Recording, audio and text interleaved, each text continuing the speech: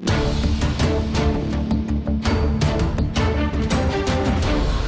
and clear. From the studios of Radio Sputnik in downtown Washington, D.C., it's Loud and Clear. We take you inside the news 5 days a week. It's happening, and it's happening now. I'm Brian Becker. The identity of the British intelligence officer who allegedly compiled the unverified dossier on Donald Trump has been revealed. Who is the former MI6 agent Christopher Steele? What role did he play in the ongoing war between Donald Trump and the leadership of the CIA? We will talk to George Galloway. Several Trump nominees sounded an extremely belligerent note in their confirmation hearings against China and Russia. Will the position stated by Defense Secretary nominee James Mattis, Secretary of State nominee Rex Tillerson, and proposed CIA head Mike Pompeo lead to more confrontation with Russia and China, dashing hopes for a reduction in international tensions that are now boiling over? In other confirmation hearing news, Jeff Sessions was questioned about his history of racism and racist comments. But will his racism be considered just a little blip or an actual obstacle to his confirmation? But first we turn to the identity of the British intelligence officer who allegedly compiled the dossier on Donald Trump. That identity has been revealed. Who is former MI6 agent Christopher Steele, and are any of the claims in his report actually verifiable? We are joined by George Galloway, a world-renowned activist and former member of Parliament in the UK. Welcome back, George. It's very good to join you again. Turbulent times here in Washington, really turbulent times. Everything that all of conventional wisdom in the last year has been turned upside down. And now we have this fierce internal struggle going on within the summits of the U.S. political establishment between, I would say, different factions, cliques, and groupings, and it's really become quite sharp. Let's talk about Christopher Steele, because it was his dossier that was published. It was announced first in CNN, and then moments later published in BuzzFeed. It then became the focus of all of the discussion prior to Donald Trump's first press conference. And, of course, the dossier has like these remarkably compromising details about Donald Trump's purported activities at the Ritz-Carlton Hotel in Moscow, and the fact that Russia had a secret intelligence operation compiling this dossier, that it was blackmailing Trump, and that, in fact, Trump's staff was meeting in Prague with Russian intelligence agencies. I mean, a big story right before, on the eve of Donald Trump's first press conference. But let's talk first about who Christopher Steele is now that we know his identity. Well, just to be clear, you have revealed his identity rather than me. I need to say that because there's a government D notice issued by the Ministry of Defense asking with a steel hand, an iron fist in a velvet glove, people in Britain not to reveal the identity of this man. But you have revealed it. And, of course, I'm not going to argue that you have misidentified the man. He appears to be a man now in private practice, but I don't suppose you ever retire from being an MI6 agent, which is why I have described his report, and we'll deal in a moment with how that reached the public domain, as a latter-day Zinoviev letter. There was a letter published on the eve of the British general election in 1925, purporting to be from the Bolshevik leader Zinoviev, which was quickly revealed to be a forgery from the British intelligence services, and which caused the downfall of the then First Labour government, led by a man, ironically, called Ramsay MacDonald. This latter-day Zinoviev letter is about another Donald, and its highlights or lowlights, farce really, purported to be, in the words of the grand old Scottish song, Donald, where's your trousers? It purports to be a report about Donald Trump without his trousers on and involved in all kinds of high jinks It quickly fell apart because of glaring inaccuracies within it. But it reached the public domain from the pen of a British intelligence agent through the hands of a British ambassador to Moscow in the recent past, and it can be narrowed down to one of 7 British ambassadors, into the hands of John McCain, the leader of the War Party in the U.S. Congress, and from him into the hands of the FBI, and through unknown methods into the hands of BuzzFeed and CNN. It is a ludicrous story and shows the mass hysteria that has really stricken both the United States and Britain about Russia and about Trump. And it represents, in my view, I don't think this quite squares with yours, an attempted coup d'etat in Washington to, at the very least, cut off the incoming president at the knees so far as his flagship policy is concerned.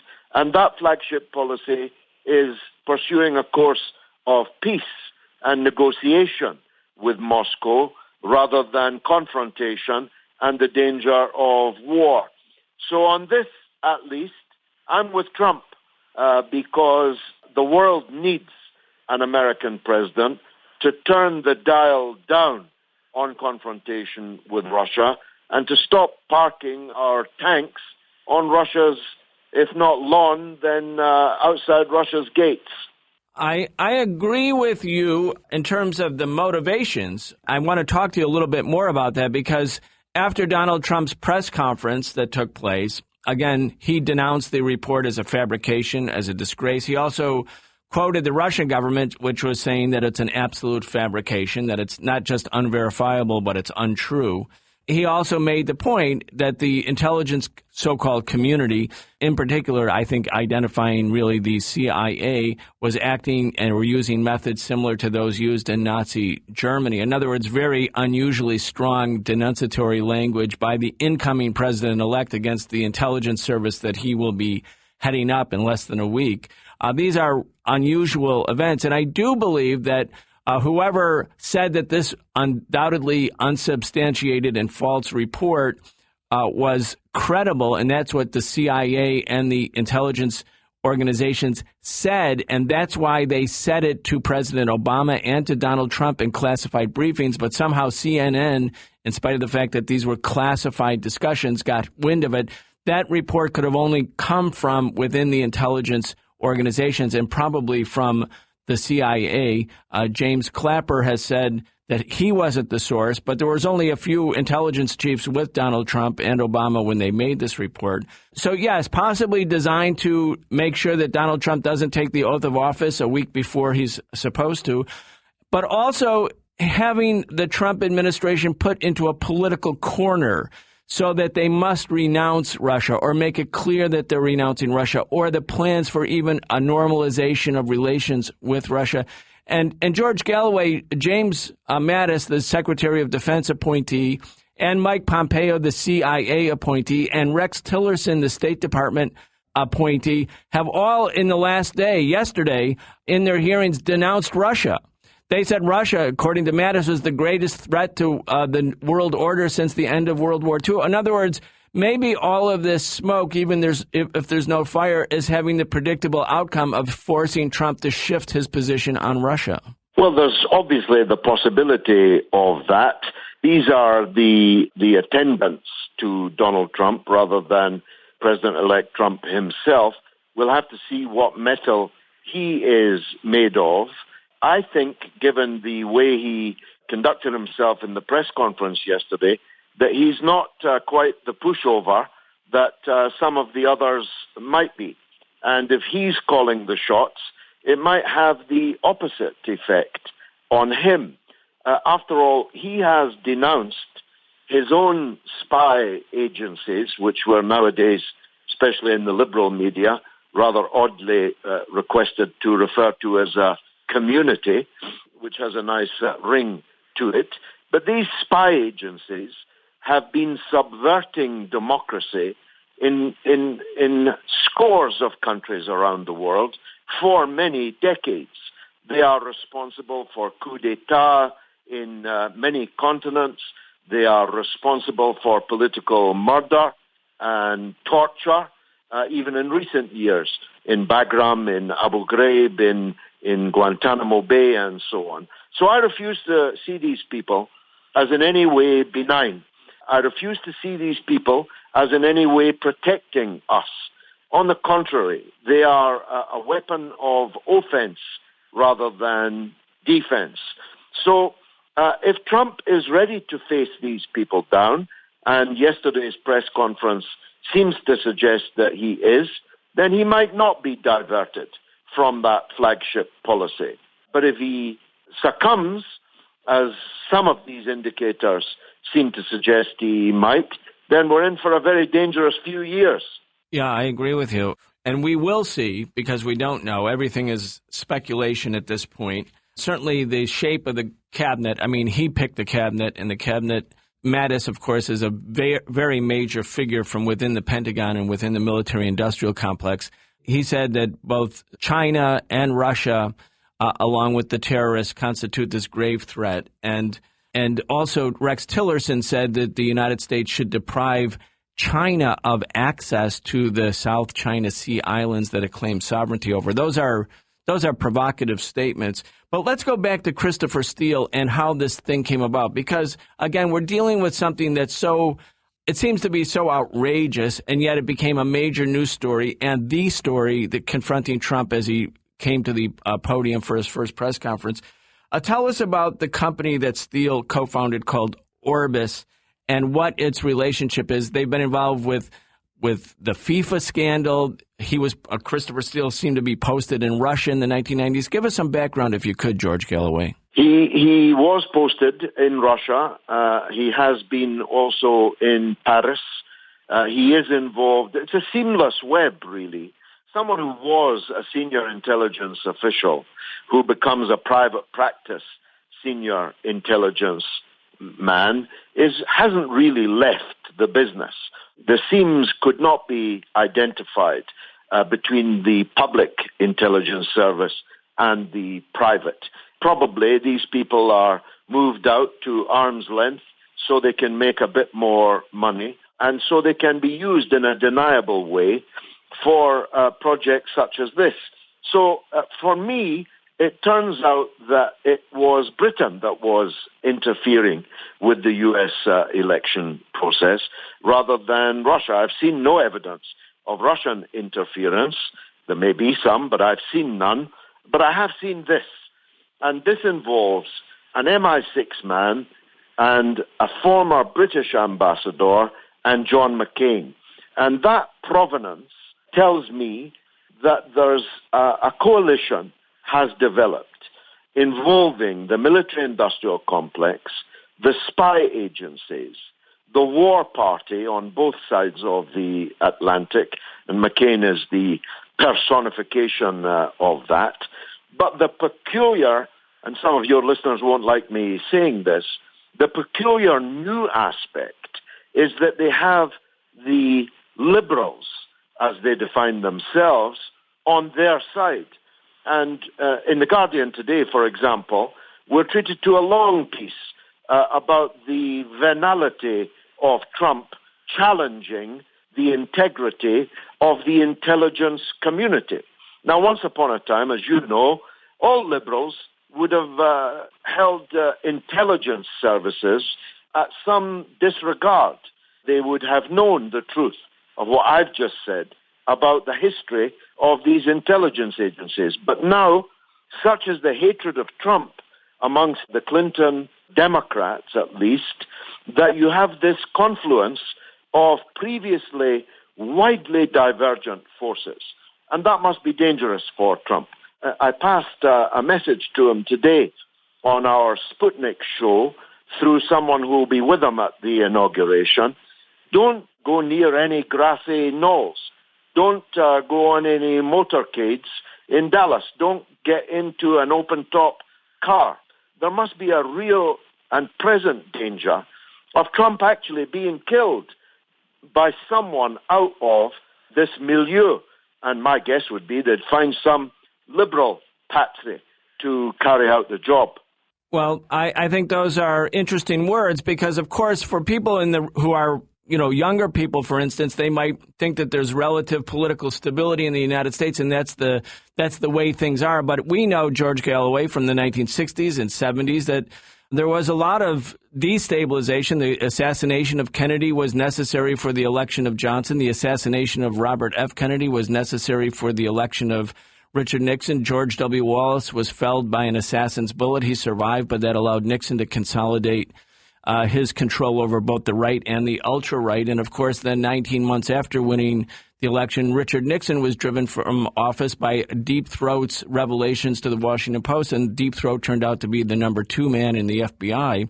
So I hear you on this. This is a period of extreme turbulence. And yes, the liberals and the Democrats seem to have become the Reagan Republicans in terms of the bashing of Russia. I mean, it's like become an article of faith, a religious act, and also a sports contest. Yes, the people who were the victims of McCarthyism, based on a supposed loyalty to Moscow, are now the people baying most ferociously against Moscow, and I can't quite understand it.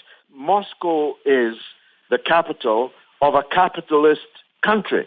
There's no ideological reason at all why Russia could not have been absorbed into the system of capitalist states, except that Russia would not agree to be a subservient country in the way that other European countries are, subservient to American hegemony, American leadership. And that's the real reason why Russia was kept at arm's length. That and another important reason.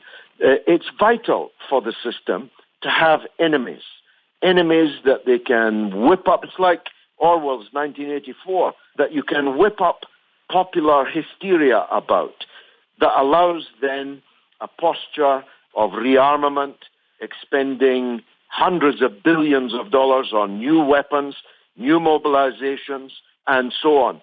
So it's a useful enemy, and it has to be an enemy because Russia would demand too much respect from the United States if it had been accepted into the system of other capitalist states. And so these are very difficult to understand, these times we're in, and you're right to describe them as extremely turbulent. I'd add dangerous, because your country and mine has just sent a huge army of tanks and other military paraphernalia to the Russian border in Poland at precisely the point that Russia was invaded by Hitler. That's right. George Galloway, we're out of time. Sadly, we are completely out of time, but I hear you, and now we just hear General Mattis, Donald Trump's Secretary of Defense, saying that the U.S. will make permanent U.S. military bases in those countries, in the Baltics. I mean, it's amazing. That's the real power. The real power in Washington still is this military-industrial complex, and as you said, always needing an enemy. But we are out of time. You are listening to Loud and Clear. We'll be back. Loud and Clear.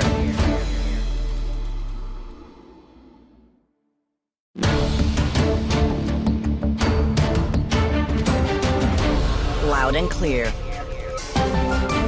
You are listening to Loud and Clear. I'm Brian Becker. Several of Donald Trump's nominees sounded an extremely belligerent note in their confirmation hearings, targeting both China and Russia.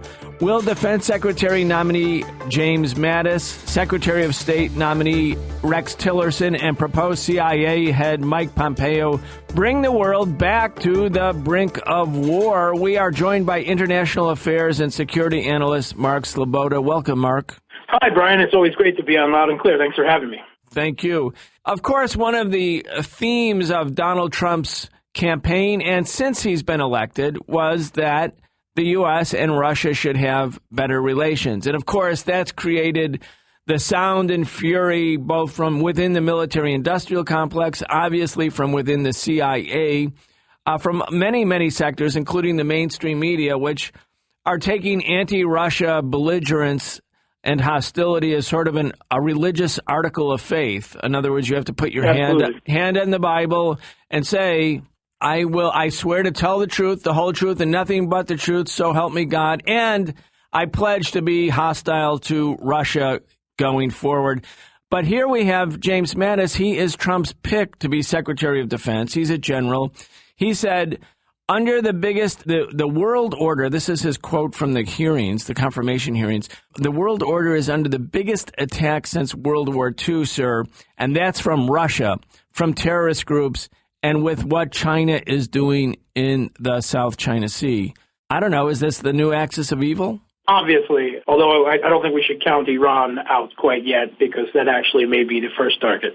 The overall impression that I got from these hearings, first of all, particularly when the questioners were neocons, like the neocon puppy Mark Rubio or John McCain, I had flashbacks to black and white videos of the House Committee on Un-American Activities of Joe McCarthy. That's exactly the religious feeling that you're mentioning, that it is heresy to suggest anything that Russia is anything but an enemy, and then that came to full light with the furor in the media and in the Congress in the past few weeks. The other thing that I characterize is that, first of all, a lot of these candidates are what could be defined as hawks. In other terms, they could be called imperialists or hegemonists. But other than Tillerson, all of them have backgrounds in the military. Trump is putting forward 3 generals for his cabinet, when you include the National Security Advisor, Robert Flynn. And both Pompeo and Dan Coates, as the Director of National Intelligence, they both also served in the military, not career generals, but, with distinction and went on. This is a very hawkish and military cabinet, and this is a contradiction with Trump. Trump promises during the campaign, he made these statements about détente with Russia, which certainly gained him no benefit, no friends, so he must be sincere about them. I can't imagine why he would make them otherwise. And he also spoke against regime changes, U.S.'s military actions around the world, which he defined as counterproductive and wasting our energies. But at the same time, he also preached about a stronger military and a stronger U.S. military presence. And this very much came out in these hearings. From some of them, in particular Tillerson, who doesn't necessarily have a background as a hawk and has had numerous business dealings as the head of ExxonMobil with Russia, I got the feeling that he was willing to say anything to placate the neocons. He would try to out-hawk the hawks, that were sitting at the table. And he certainly made some explosive and very militarily unwise statements. In particular, Rex Tillerson, the Secretary of State nominee, he said that he would deny China access to the U.S. on the other side of the world, would deny China access to these islands off its own coast. Not saying how he would do that, and I don't know of any military analyst or official who would suggest how the U.S. could do that against a nuclear-armed great power off its own coast on the other side of the world without starting World War III. I'm not sure, but this in particular struck me about Tillerson's foreign policy inexperience, that he would say this. Of course, he's being provoked. When he was questioned straight up by Rubio, is Putin a war criminal? And when he couldn't answer, saying he didn't have enough evidence to use those words, there was a fury. There's a fury. But when Mattis speaks about the world order is undergoing its greatest threat since 1945, I find this statement a little ridiculous and very American-centric. We, of course, have just lived through 2 decades of the unipolar moment of U.S. hegemony running around the world, knocking off regimes, creating governments around the world that it didn't like, supporting dictators in other places, and creating zones of instability all across the Middle East and North Africa and beyond. But Russia and China are suddenly now the threat to the world order. No, the 1945 world order was the UN Charter and national sovereignty. The idea that only the UN Security Council had the remit to authorize military force. And it's the U.S. that has been the one countless times that has actually challenged that. So Mattis' statements there. But it must be said that these gentlemen are all, without exception, well-regarded military figures, but they're also scholars. They're intelligent men. They just happen to have a very militarist, American exceptionalist view of the world. In particular, even if we take a look at the CIA pick, Pompeo, he is ex-military, went to West Point from Harvard, started several businesses, and then went into politics. So these are extremely accomplished individuals. Mark, I think when you look back at the period since the end of World War II, in the last 70 years, at the world order that emerged after World War II, it's hard to see with any sense of objectivity or any objective faculty how Russia and China are posing the greatest threats to that world order. When you think about, say, the Korean War, where the United States was fighting in North Korea with hundreds of thousands of troops, and the Joint Chiefs of Staff had actually authorized the use of nuclear weapons against both North Korea and China. North Korea shares a border with Russia and China. I mean, that was a real threat to the world order. The war in Vietnam was destabilizing to the entire world order. That dragged on for a decade. That was America's war.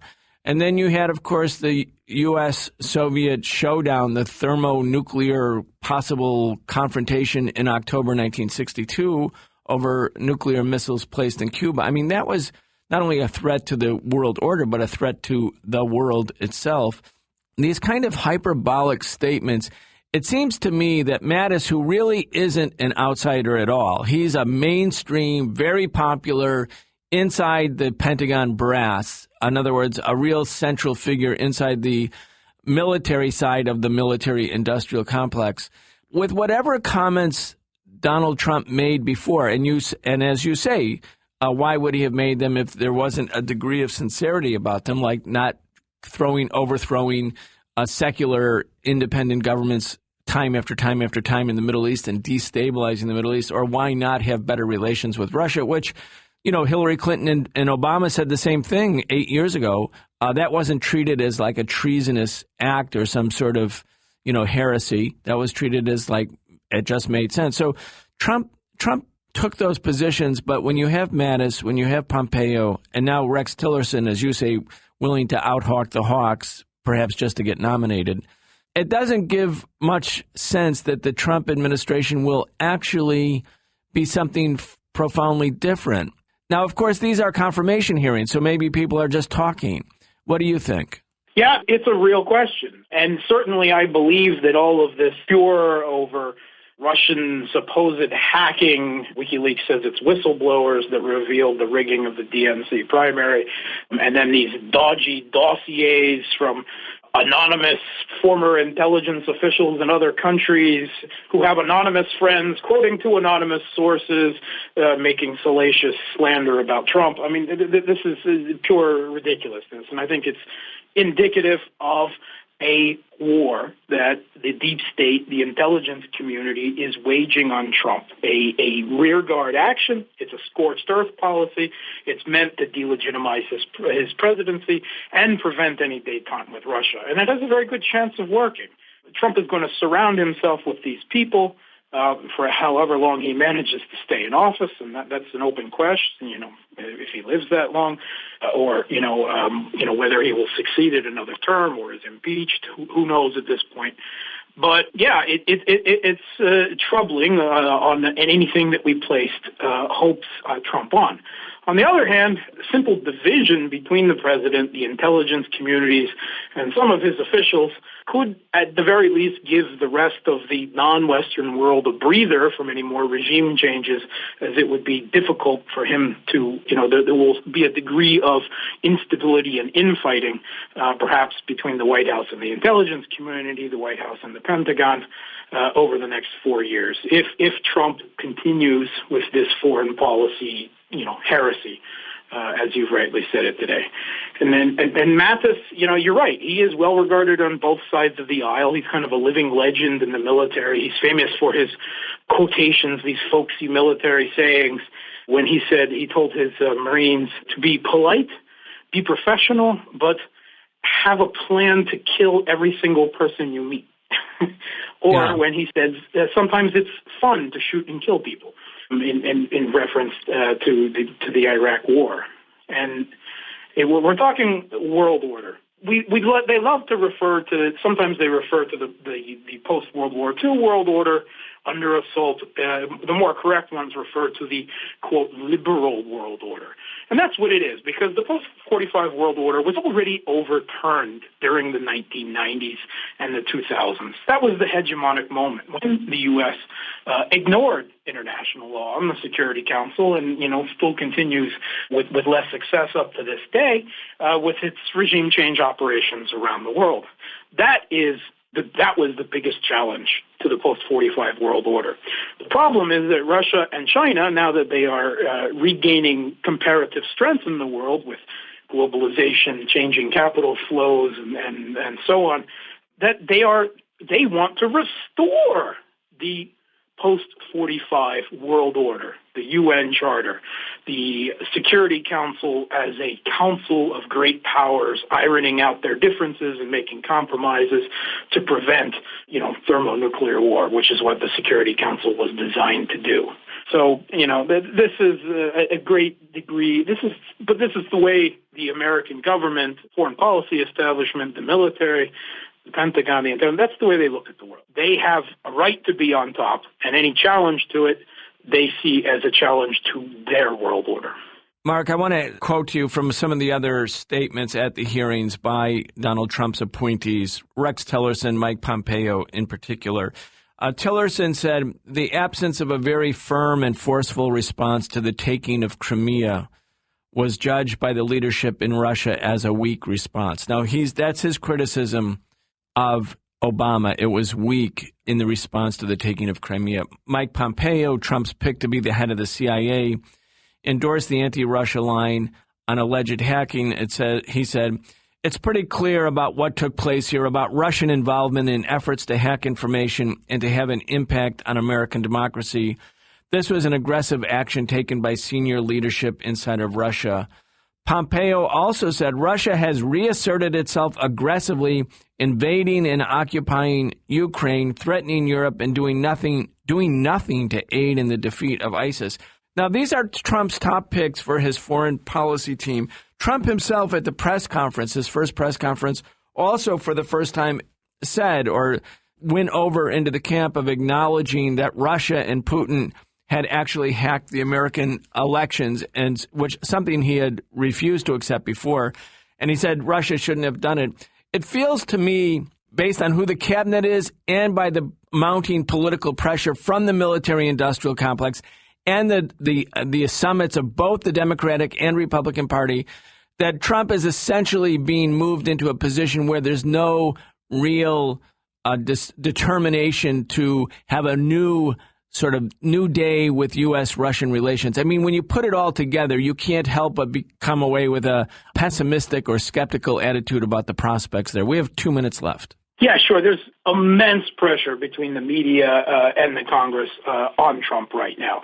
And the fact that he's made these statements to placate them doesn't surprise me, although I think it has to be kept in mind that immediately after his intelligence briefing, he went on and called anyone who, on the Twitter sphere, and called anyone who doesn't want better relations with Russia stupid, quote unquote, and that they should work together to solve problems in the world. I think he has to concentrate at this point on getting his nominees, particularly Tillerson, who may be at least more pragmatic on Russia through the nomination process. And this is a scorched earth policy. This is to tie his hands and prevent any détente from taking place. And it's not over. When Trump takes office, I think we're going to see him purge ranks, at least in the intelligence community, and that will be a real war. And I have no doubt that the deep state will take further actions to remove him if he becomes a further threat to him, and then Mike Pence would take office, and Mike Pence is the perfect neocon candidate to sit in office. So I think Trump does have to tread carefully, and we will see how he stands up to these hawkish officials. What can be said about them is they are hawks and they're militaristic, but they're not neocons. They are not ideological neocons. They are not John Bolton. They are not other such figures.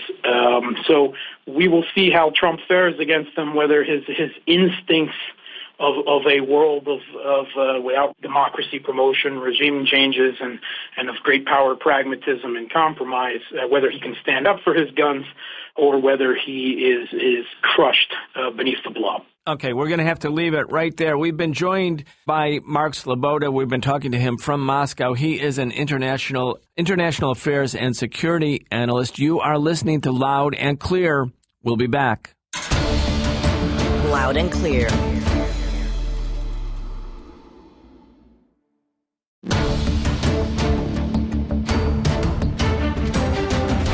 Loud and Clear. You are listening to Loud and Clear. I'm Brian Becker. Confirmation hearings are underway for Donald Trump's cabinet picks. Jeff Sessions answered questions earlier this week by the Democrats. Will Democrats put up any real resistance, though, to one of the wealthiest and most right-wing administrations in U.S. history? We are joined by David Cobb. He was the 2004 presidential candidate for the Green Party, as well as Jill Stein's campaign manager in the past election. Welcome back, David. Thank you, Brian. It's a pleasure to be on. Thank you for joining. Confirmation hearings for Jeff Sessions were held earlier this week. There was no lack of controversy.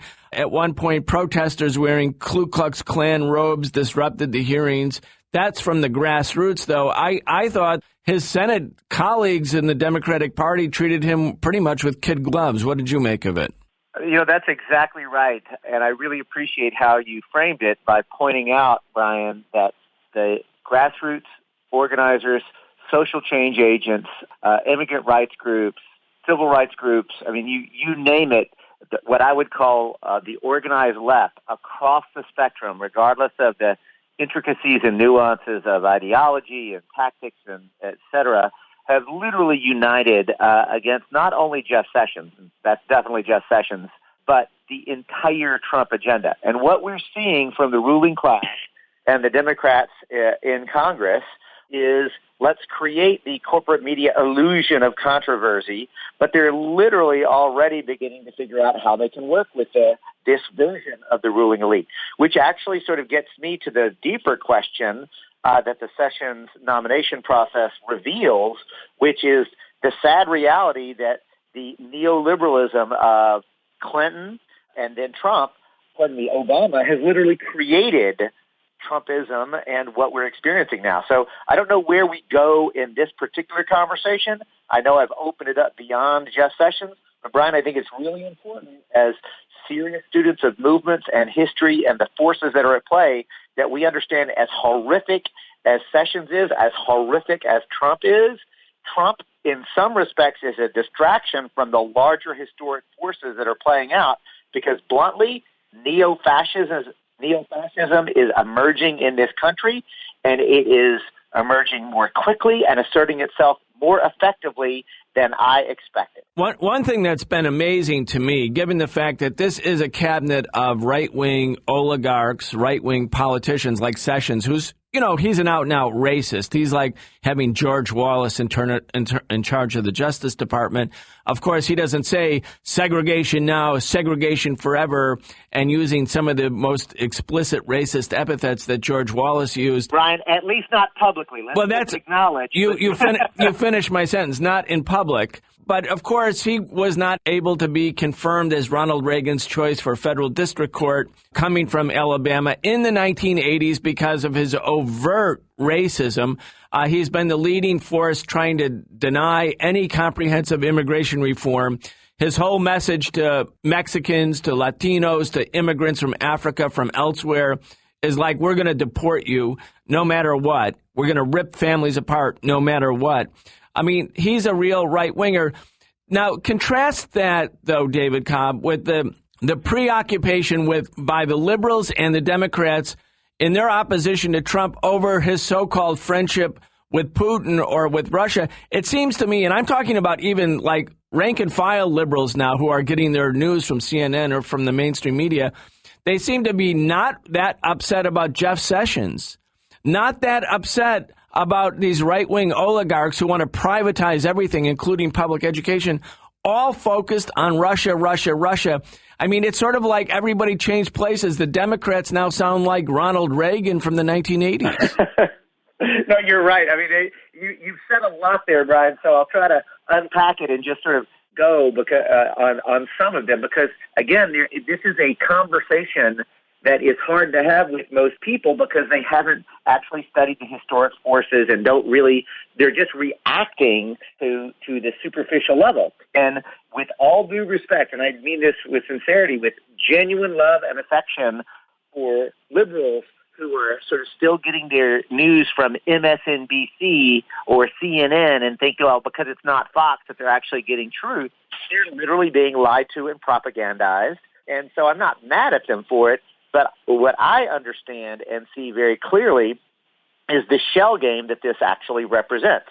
You said it well, that Democrats, that is capital D Democrats, and the people who control the Democratic Party are clearly playing a game here. The rank and file people who consider themselves Democrats are not my enemy, but they're people I feel I need to win over. And part of what I'm trying to win over is helping them to understand exactly what is happening. And I see it the way you do, Brian, or at least I think the way you see it. I'll just say how I see it. Here's how I see it. The oligarchs are actually in control of the leadership of both the Democratic and Republican parties. I don't think that they really wanted Trump to win, but Trump touched a level of populism, absolutely swathed in a white supremacy and xenophobia and anti-immigrant, anti-woman, just horrific sort of packaging around it. But there was at its core also an anti-establishment element. So, the reality is that the ruling elite and the oligarchs are very quickly now like creating a process around, well, we're going to have to work with this guy, right? He's not who our preferred candidate was, but they are, quote, working with him. And again, I'll go back to my first comment to you, Brian.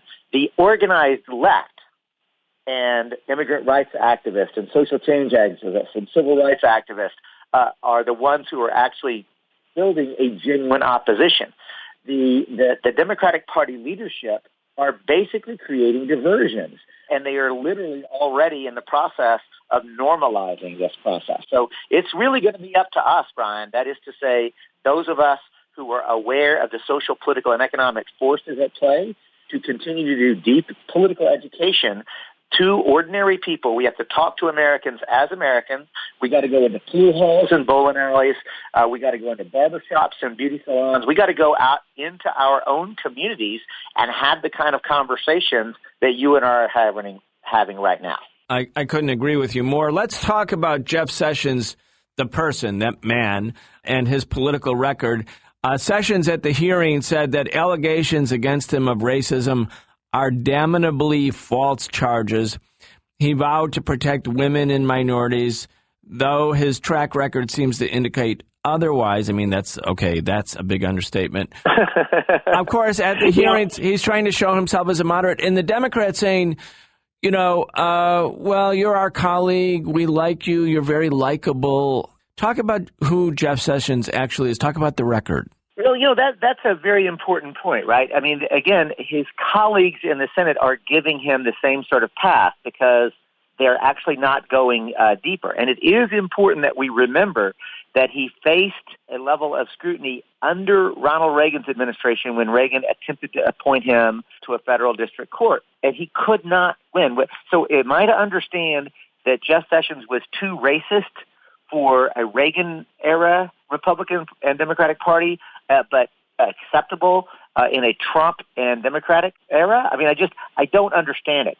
So now let's actually look at the actual record on race, because it's really important that we recognize that at the time in the 80s, there were living people who talked about how he had called like an African-American U.S. attorney who worked under Sessions gave account after account after account about how he was called boy, how he was demeaned, how he was just treated in not just a cavalier attitude, but the way that white Southerners of his era asserted white supremacy and made it absolutely clear. You take a look at his record on race, on policing, on immigration. You take a look at all of the public positions that he's taking, and you can understand why people are mobilizing against him. But when you say to look at him specifically, what you have to understand is this is a person who said that the Ku Klux Klan was okay, and then he made the joke, until I learned they smoked marijuana. This was a guy who told others, his colleagues, on record that the NAACP was un-American and a communist-inspired plot. I mean, this is a reflection of a worldview, Brian, that I find not just out of touch, but genuinely dangerous. Yeah, I agree with you. And again, the Senate Democrats are, because he's likable, he's part of, it's the good old boy network, and they don't feel what black people felt in Alabama. They don't feel like when somebody says, "Oh, Ku Klux Klan, they were good guys except they smoked pot." That's not a good way to talk. The Ku Klux Klan is a terrorist organization. It is engaged and has been engaged in genocidal, murderous campaigns, and thousands of black people in the United States were lynched. They were taken out by racist mobs inspired by the Klan, endorsed by the Klan, supported by the Klan, and lynched. That's the real thing. So it's not a joke. I want to ask you, I want to go on, David Cobb, about Rex Tillerson and talk about him at the hearings if we could. Rex Tillerson, of course, is the CEO of ExxonMobil, the sixth largest transnational corporation in the world. Of course, the Democrats there, too, have been complaining about Rex Tillerson, not because ExxonMobil is destroying the world's environment, but because he had some sort of regular relations with Russia because he was trying to do deals in Russia. He was trying to drill in the Arctic. Let's talk about what Tillerson's, his choice for Secretary of State, said at the hearing. Here's his words about Russia. Quote, "We must also be clear-eyed about our relationship with Russia. Russia today poses a danger, but it is not unpredictable in advancing its own interests. It has invaded Ukraine, including the taking of Crimea, and supported Syrian forces that brutally violate the laws of war. Our NATO allies are right to be alarmed at a resurgent Russia." Now, that's something that, of course, will be like music to the ears of the Democrats, because they have become the party that charges all things bad in the world are the result of the work of the Kremlin. It doesn't make it sound like the Trump administration is really pressing a major normalization of relations or reset button with Russia if Rex Tillerson, under perhaps pressure from the Democrats or under pressure from the anti-Russia lobby, is now adopting this public stance in order to get confirmed by the Senate. Go ahead on that. I really appreciate you taking us to Tillerson and what that represents. First of all, let's be very clear. The global climate crisis is probably the single most acute issue that we're all going to be dealing with very quickly, because the current mode of economic production, distribution, not just of energy, but how our society is operating, is profoundly unsustainable. It is driven by the burning of fossil fuels, which is creating a global climate crisis. ExxonMobil, as a transnational corporation, is one of the leading engines, not the only one, but absolutely a leading engine of that. The fact that Tillerson looks like he's going to become and sail through is just shocking to me. However, it shouldn't be shocking, really, when we consider, once again, that there is a basic agreement of the oligarchy that are in control of the leadership of the Democratic and Republican parties. Again, rank-and-file Democrats and Republicans can be way different. Progressive Democrats are very different than corporate Democrats. And frankly, principled conservatives who have bought the sort of the language of small government and individual freedom are way different than the KKK Republicans, who are way different than the corporate Republicans. So things are complex and complicated. But one of the things that I think we really have to be careful about is not falling in to this Russia baiting, which is clearly an effort to lay the foundation for a new era of McCarthyism, right? I mean, one of the things that the ruling elite is in fact scared of is a genuinely organized, politically educated, militant left that actually has an understanding of capitalism, white supremacy, patriarchy. These are the things that actually keep if anything worries the ruling elite, it's that. So I really believe, Brian, that what we're seeing with not only Tillerson as an example, but the entire effort to paint Putin as a boogeyman all of a sudden, right? And then these allegations that are ridiculous around Russian hacking of elections. Let's be very clear. Because I know we're running out of time. I really want to focus here for a moment to be very clear that whatever happened in this last election cycle, and there clearly were, our elections process is absolutely vulnerable. The Stein recounts actually proved that beyond a shadow of a doubt, just like the Cobb recount in 2004 proved it without a shadow of a doubt. But the only thing that actually leaked that are called that we can sort of point to are examples of Clinton cheating during the DNC, right? I mean, like at the end of the day, all of the allegations, even if they're true, the best case scenario is that, well, they really undermined the election process because they were proving examples of what Hillary Clinton was doing. I mean, this is just, it's almost a farce, right? I mean, if this were a Saturday Night Live skit, we wouldn't believe it. I am with you on that. A farce, a Saturday Night Live skit, really something. I mean, everything seems to be upside down politically, but of course, everything also is explainable, and I want to thank you for helping to explain it to our audience, which is both a U.S. and a global audience. We've been joined by David Cobb. He was the 2004 presidential candidate for the Green Party, as well as Jill Stein's campaign manager in the 2016 election. Well, that's all the time we have. We will be back Monday. Be sure to go to our Facebook page, Loud and Clear with Brian Becker, for daily updates. If you enjoy the show and want your friends to hear it, let us know by liking the page on Facebook. Remember, telling the truth is important, but to make a difference, it has to be loud and clear. We are out of here. Loud and Clear.